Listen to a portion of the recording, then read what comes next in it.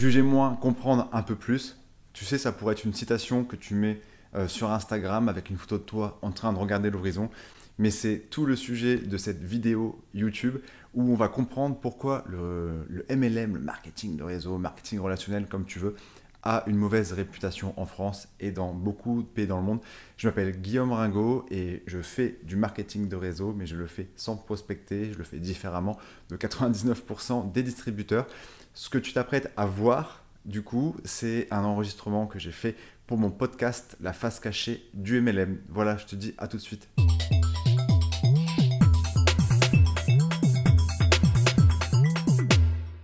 Épisode 4 du podcast La face cachée du MLM.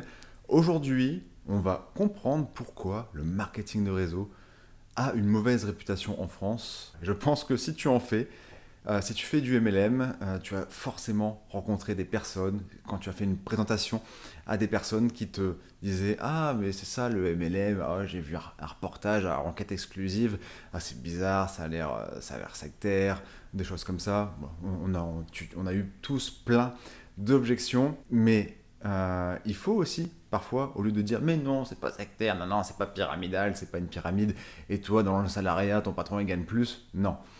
Il faut comprendre l'autre, donc il faut le comprendre et juger moins.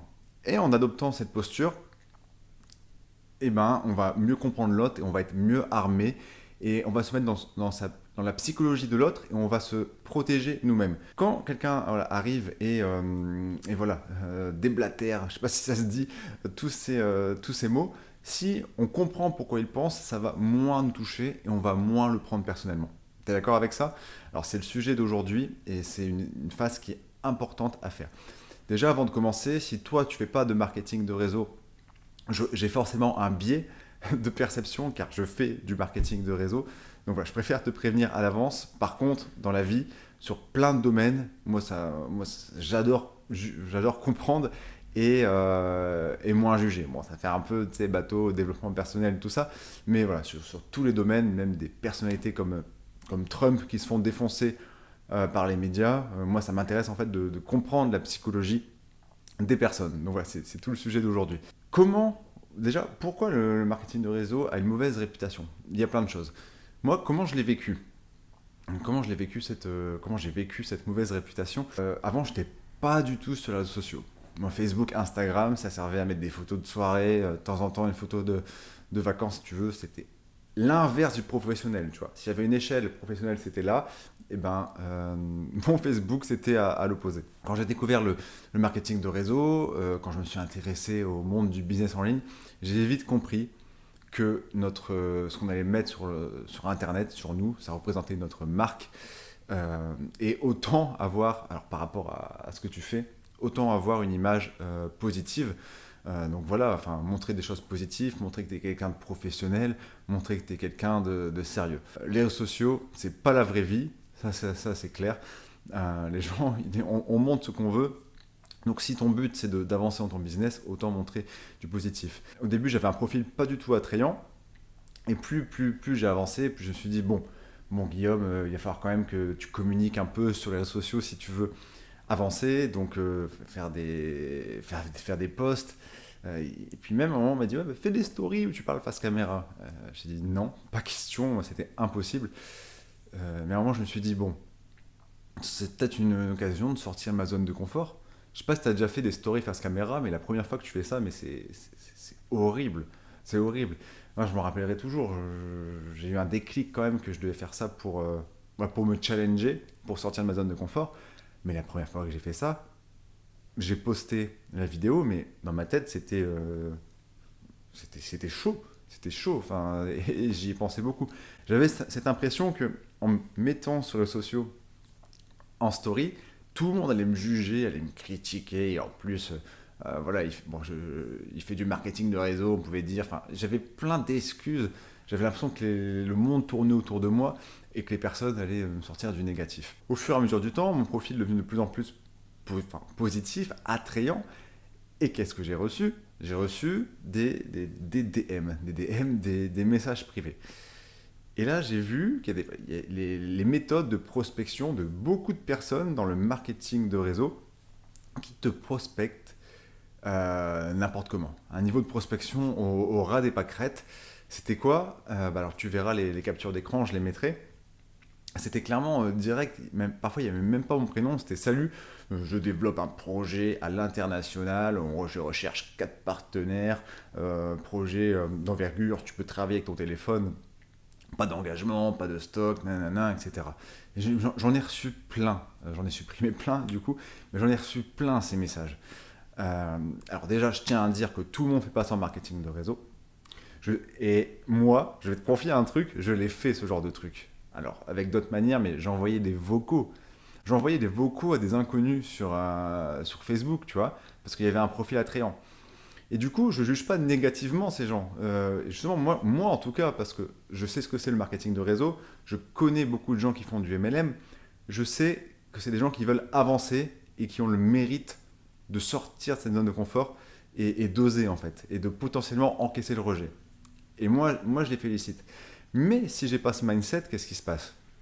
Imagine que tu n'as aucun prédésir à faire du business, que tu es bien dans ton boulot, tu es sur Facebook, et Facebook, c'est un peu un réseau social qui se rapproche, entre guillemets, on va dire, de la vraie vie, dans le sens où les personnes, quand tu ajoutes quelqu'un sur Facebook, si tu ne le connais pas, c'est très très bizarre. Alors que sur Instagram, quelqu'un qui va te suivre que tu ne connais pas, tu acceptes beaucoup plus facilement ça, les gens en général. Ok? Et sur Facebook, parfois, imagine quelqu'un qui n'a pas de prédésir il reçoit plein de messages comme ça, parce que j'en ai reçu plein. Et j'en ai reçu plein. Et en plus, enfin, sur mon profil, si tu connais un peu le monde du marketing de réseau, tu sens que je fais du MLM, tu vois. Et je me dis, quelqu'un qui a un profil attrayant et qui fait pas de marketing de réseau, mais il reçoit ça, mais quelle image il va avoir? Quelle image il va avoir du marketing de réseau? Donc ça, c'est une des premières raisons qui explique que le marketing de réseau a une mauvaise image. Parce que mettons-nous à la place de ces gens.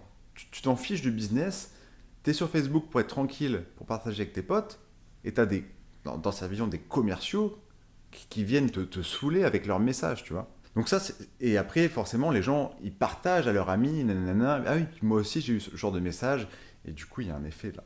Donc la première chose, c'est qu'il y a un niveau de prospection qui est mauvais, ou en tout cas qui contribue à la mauvaise réputation du marketing de réseau. Et j'ai fait partie de la mauvaise réputation du MLM à un moment, et c'est pour ça qu'aujourd'hui je veux complètement changer. J'adore le marketing de réseau, mais je fais plus de prospection. Il y a des techniques en fait pour attirer les personnes vers toi, et je pense que du coup ce genre de choses améliorera la qualité, la réputation du marketing de réseau en France. Qu'est-ce qui explique encore la mauvaise réputation du MLM? Eh ben, ce niveau de prospection bas, il est aussi expliqué car il n'y a aucune barrière à l'entrée. Alors, d'un côté, c'est génial, mais là, il faut comprendre pourquoi c'est aussi négatif. Il n'y a aucune barrière à l'entrée. Ce qui fait que monsieur, madame, tout le monde, pour plusieurs dizaines d'euros, voire plusieurs centaines suivant les obligations de démarrage dans ton MLM, monsieur, madame, tout le monde peut s'improviser entrepreneur, peut s'improviser commerciaux. Et c'est ce qui explique un peu les techniques de prospection parfois mauvaises. Et du coup, qu'est-ce qui se passe dans la tête des gens? C'est qu'ils vont associer. Admettons, ils ont affaire à quelqu'un qui n'est pas du tout compétent et qui est négatif et qui appartient à une société moderne, par exemple. Qu'est-ce qui va se passer? C'est que les gens vont raisonner par association. Toi, il y a quelqu'un de moderne qui m'a contacté, ah nanana, c'était mauvais, il m'a harcelé, il m'embête. Et donc du coup, les personnes vont extrapoler le comportement de cet individu à tous les gens qui font moderne. Et l'être humain raisonne comme ça, par association.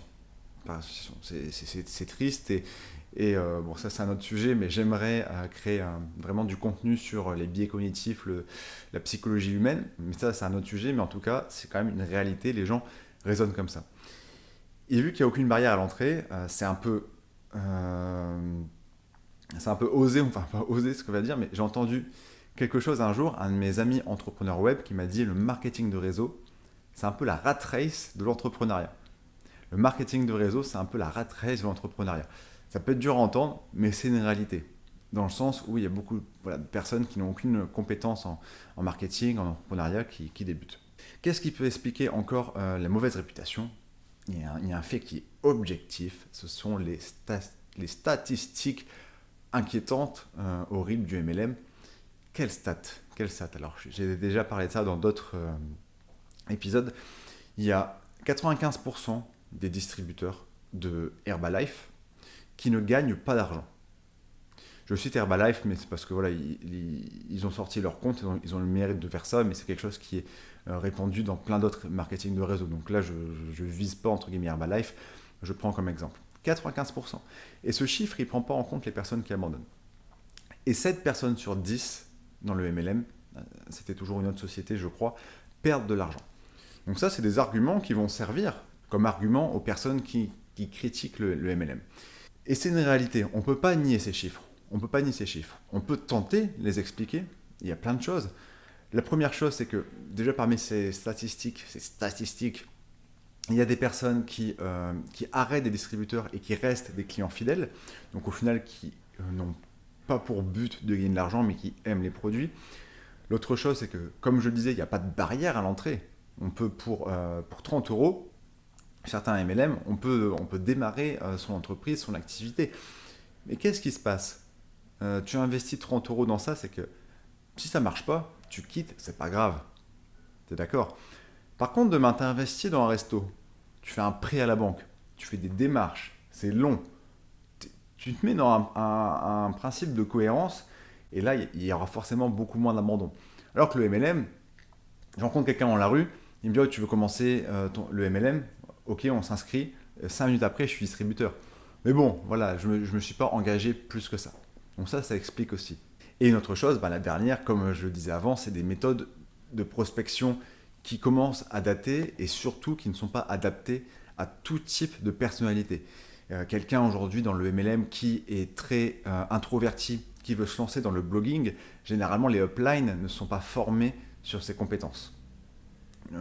Et alors qu'il existe des moyens en fait via du blog, des blogs MLM en fait de recruter, qui pourraient adapter à ces personnes. Donc un manque de propositions de prospection aux personnes.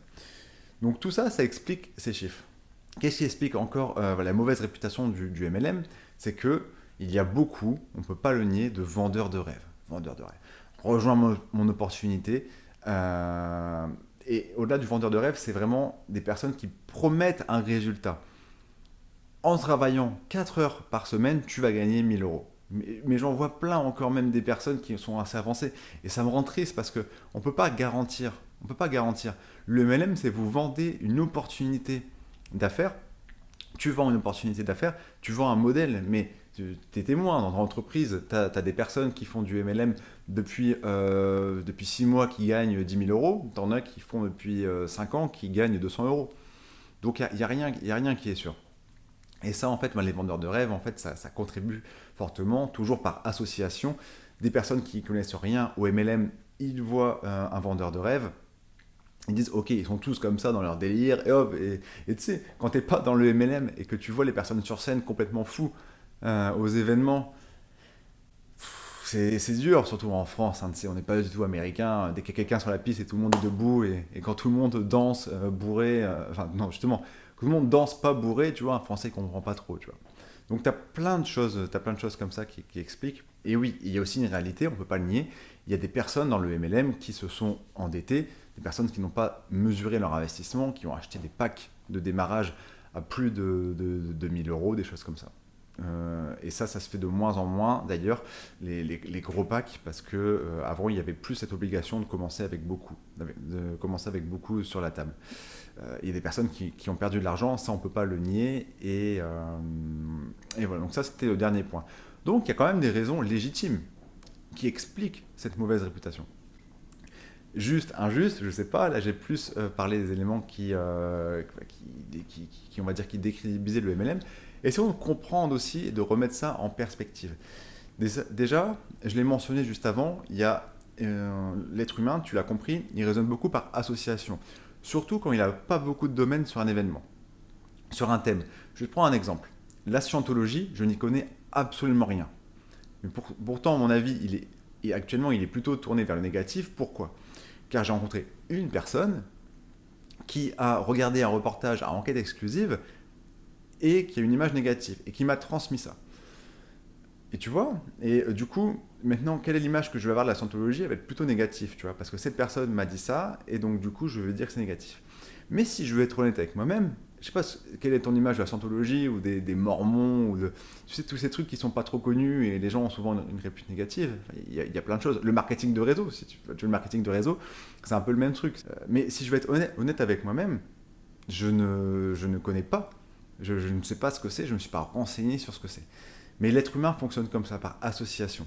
Et du coup, les gens font le parallèle entre le marketing de réseau et la vente pyramidale, qui est illégale en France. Il y a eu plein d'arnaques dans ça. Mais tu peux quand même mettre des similitudes, tu vois, dans le pyramidal et le marketing de réseau. Il y a un truc de recrutement, tu vois. Il y a du recrutement partout, hein. Le restaurant dans ta rue, le patron, il a recruté. Mais tu vois, c'est pas trop connu, tous les deux. Et les gens peuvent faire l'association. Il y a plein de différences entre un système illégal pyramidal et un système légal du marketing de réseau. Je referai une vidéo et un épisode de podcast à ce sujet d'ailleurs. Donc il y a ça. Une autre chose, c'est que les médias adorent ça, les trucs sombres. Les trucs sombres, c'est pas trop connu. Il y a un truc de recrutement, il y a le leader, il y a le gourou, il y a un truc à l'américain, il y a des gens riches, il y a des gens beaux, c'est sombre. Les médias, ils adorent. Et tu l'as vu avec l'affaire JP Fanguin. JP Fanguin, il y a eu quoi? Il y a eu des articles dans le Parisien et tout le monde partage parce que c'est sensationnel, c'est génial. On voit un jeune avec plein de signes de richesse qui essaye d'embrigader des gens qui croient au rêve, des gens qui sont assez bêtes dans leur jargon pour y croire, tu vois. Et donc ça, voilà, les médias, ils sont friands de tout ça, et des chaînes YouTube également qui créent leur contenu en créant du contenu négatif pour faire le buzz, car ça attire. Car pourquoi? L'être humain, je dis beaucoup ça dans cet épisode, on fonctionne sur un biais de négativité. Si je te dis, s'il y a un article avec le train Paris-Barcelone est arrivé 5 heures en retard et le train Paris-Barcelone est arrivé à l'heure, tu préfères lequel? Celui qui arrive en retard, c'est plus sensationnel. Les médias ont très bien compris ça et c'est du pain béni pour eux, le marketing de réseau, l'affaire JP Fanguin. Et en plus, je reviens sur les JP Fanguin, mais quand les gens qui partagent, ils ont un peu un sentiment de supériorité, car eux sont assez intelligents pour pas se faire avoir dans un marketing de réseau, et du coup, ça se duplique. Et une autre chose, un truc que je me suis posé la question, c'est pourquoi il y a une marque qui est très connue, que tout le monde connaît, et qui a une bonne réputation de MLM. T'as une idée? C'est Tupperware. Tupperware, tu vois. Pourtant, je pense pas que ça ferait le buzz Tupperware, secte, etc. Et pourquoi? C'est quand même légitime de se poser la question. Pourquoi le marketing de réseau a une mauvaise réputation? Pourquoi Tupperware a une bonne? Il y a plein d'hypothèses là-dessus. Moi, je pense que tout le monde a validé en France que Tupperware faisait des bons produits, et tout le monde connaît quelqu'un qui a des produits Tupperware, et tout le monde est satisfait plus ou moins de Tupperware. Et donc ça, je pense que c'est une des raisons qui explique. Mais quand tu creuses, c'est pas logique, car Tupperware, c'est aussi du marketing de réseau. Mais voilà, c'est plus connu. L'être humain, il se méfie beaucoup. L'être humain, j'ai dû dire ça 10 fois. L'être humain, il se méfie beaucoup de ce qu'il ne connaît pas. Donc ça, c'est une hypothèse également. Donc voilà, il y a plein de choses qui expliquent qui expliquent la mauvaise réputation du MLM. Et c'est bien de comprendre pour après expliquer. Tu auras plus d'armes en fait pour argumenter si tu dois argumenter avec quelqu'un qui fait du MLM et parfois qui fait pas du MLM, qui est contre. Et parfois, ça sert à rien d'argumenter avec des gens. Mais au moins, le fait de comprendre leur psychologie, pour moi, j'ai cette conviction que ça t'aidera. Et si tu es si tu es contre le MLM, là aussi, tu comprends mieux un peu pourquoi il y a une telle mauvaise réputation. En conclusion, tu es d'accord, là je t'ai quand même dit beaucoup d'aspects entre guillemets négatifs du MLM, les stats qui sont horribles, il y a un milieu où il y a des vendeurs de rêves, etc. Mais moi j'en fais du MLM parce que j'essaye vraiment de ne pas mettre tout le monde dans le même panier dans tous les domaines, tu vois. Et voilà, c'est pour ça que j'aime le marketing de réseau. Et j'ai fait les méthodes de prospection dont je te parlais au début, que voilà, je l'ai fait et j'ai contribué à cette mauvaise réputation à un moment. Aujourd'hui, je suis complètement sorti de ça. Je développe toujours mon MLM parce que j'adore ça. Ça m'a apporté plein de choses. C'est que, je voulais revenir là-dessus, je t'ai dit qu'il n'y avait aucune barrière à l'entrée. Et ça a beaucoup de défauts, mais c'est aussi génial. Car je connais des personnes, on connaît tous des personnes dans notre MLM qui avaient une situation très compliquée financièrement dans la vie en général et qui, grâce au MLM, ont réussi à réaliser leurs rêves. C'est un métier que j'aime pour l'aspect humain, c'est un métier que j'aime pour se dépasser. C'est un métier où même si tu ne vas pas gagner d'argent ou même si tu vas abandonner vite, c'est une première étape, tu franchis la première marche de l'escalier qui t'emmènera vers tes objectifs. Il y a beaucoup de personnes qui sont entrepreneurs aujourd'hui, qui font plus du MLM, mais qui ont commencé, ils sont sortis du salariat grâce au MLM, ou en tout cas le MLM, quand ils étaient salariés, leur a permis de se motiver. Car le MLM, ce qui est génial, c'est que tu vas revoir tes ambitions à la hausse, et tu vas te challenger, sortir ta zone de confort. C'est une superbe école. Et c'est pour ça que j'adore le marketing de réseau. Mais pour moi, il faut être conscient de tout ce que je t'ai dit avant, conscient de ses stats, conscient qu'il y a beaucoup de vendeurs de rêves, conscient qu'il faut faire attention avec des choses. Et conscient qu'il faut bien différencier un MLM d'un système pyramidal. Ça, ce sera le sujet d'une autre vidéo. Tu peux t'abonner si tu es intéressé par la prochaine vidéo. Voilà. Le blabla comme d'habitude, laisse un pouce bleu si tu as bien aimé, bien sûr. Écoute, voilà, on arrive à la fin de cet épisode. Je te remercie de m'avoir écouté. Dis-moi ce que tu en penses en commentaire. Si tu es intéressé de savoir comment parrainer dans ton MLM sans faire de prospection comme je l'ai mentionné, le lien c'est en description, tu en sauras plus. Ciao.